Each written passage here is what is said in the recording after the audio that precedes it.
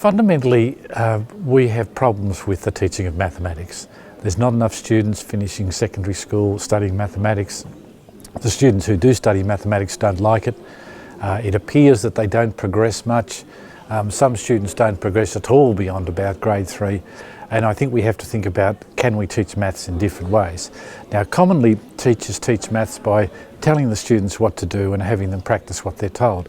Now, in fact, that's just a recipe for forgetting, because the students only simply listen to what they're told, repeat it during the lesson and then forget it.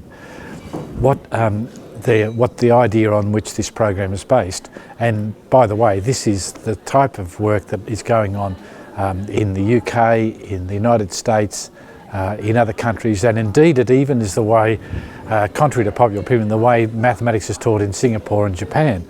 The idea is to pose the students questions that they don't know how to do. Now, teachers commonly say, well, I couldn't do that, my students wouldn't know how to do it. But if the students already know how to do it, why are you teaching it?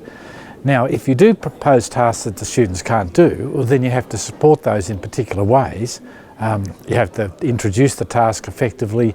You have to provide particular prompts for the students who find the work too difficult. Some of the students, of course, can do it quickly, and so we have to extend their thinking in some ways. But the idea is not just to do the task, but to say, okay, we do some learning from that, so the students then report on what they've done to their peers. And so the emphasis is really that the students are the ones doing the learning, not the teacher doing the teaching. And so by learning from each other, by thinking about the connections, which is the ways they like and don't like, and then doing follow-up tasks there where they get a chance to utilise their new learning, they actually feel that they've gone from not knowing to knowing, which is what learning essentially is. So the concept of teaching mathematics as a whole collection of rules and tricks clearly doesn't work.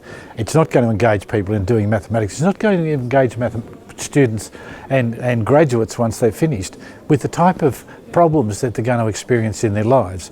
And so we have to find ways to do that. I gave an example today of a father who was rung up by their adult daughter to change a car tyre. And would we want the father to go and change the tyre for the daughter? Or would we want the daughter to somehow, with the father's support, learn how to change the tyre for themselves? And in a sense, it's a metaphor for what we might say. You know, does the mother go and clean the room of the untidy child, or does the mother have a discussion with the child about how the room can be cleaned and the benefits of doing that? So, and it's like with maths. We want the students to be the ones who are creating the maths, not the teacher. Now, I have, as part of the program, been reporting results from a research project which confirm that not only do students learn the mathematics, but they actually appreciate better the idea of doing tasks that are more challenging, and the teacher stepping back and letting them find their own solutions for themselves. So we're very confident it works, and I think the experience of the teachers who've been trying out the approach in their classrooms has been that it does, in many cases, change the whole approach to their teaching and the students' whole approach to learning. I've been doing research on mathematics teaching and learning for quite some time, and I'm not just interested in publishing academic papers, although I do that as well. I'm interested in communicating the findings and actually verifying whether the findings actually work and are they transferable to other people rather than just myself or a few particularly keen teachers. And the reason I was delighted to be invited to work with Parramatta Diocese is that there is a substantial plan. I don't enjoy the type of professional learning where I get invited to a school for a day and I do something for a day and then go away and I have no idea whether it's had any impact on practice at all. This is a sustained program where the sessions are cumulative. There are between sessions activities that the teachers complete.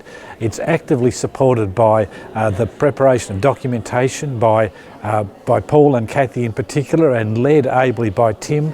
And what we see is that the teachers, by engaging in the activities between the sessions, by bringing back to the subsequent session the learnings from the first session and the classroom trials, and then by the time we've now got to the fourth session, the teachers have been working cumulatively and progressively to enhance their practice in a more sophisticated way. Now, I'm not for any sense saying that what they've been doing isn't adequate. What I'm saying is, well, just here's some other strategies that they can add, the teachers can add to their repertoire and perhaps incorporate these from time to time in their teaching. But it's a sustained, cumulative way. And the other thing that I think I have to say about the Parramatta CEO staff is they're enormously respectful of their colleagues in the schools. And I think it's a delight to be able to work with people who do respect that. Ultimately, if anything we do doesn't have an impact on the classroom teaching through the teacher, then it's not worth doing.